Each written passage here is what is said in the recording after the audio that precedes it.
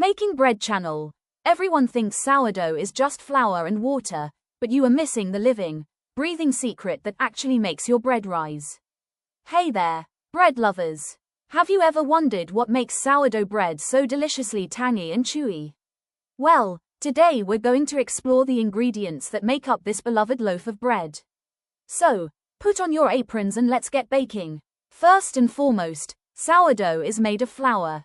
But not just any flour, it's typically a combination of white and whole wheat flours.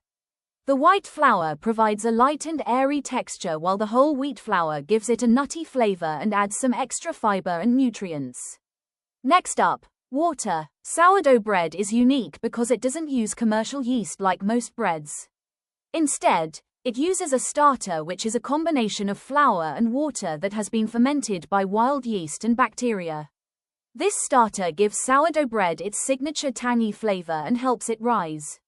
Now, let's talk about the star of the show, the starter. It's essentially a living organism that needs to be fed and maintained regularly. Some bakers even name their starters and treat them like pets.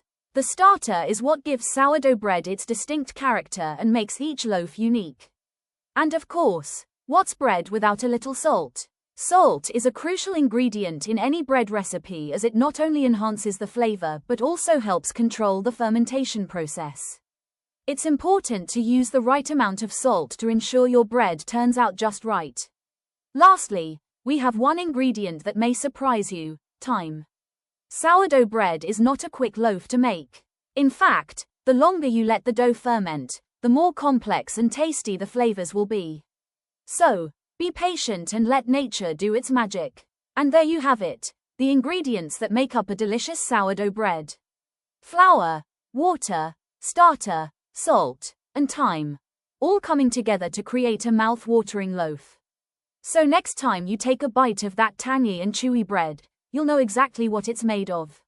Thanks for watching and happy baking. Don't forget to like and subscribe for more delicious recipes. See you in the next video.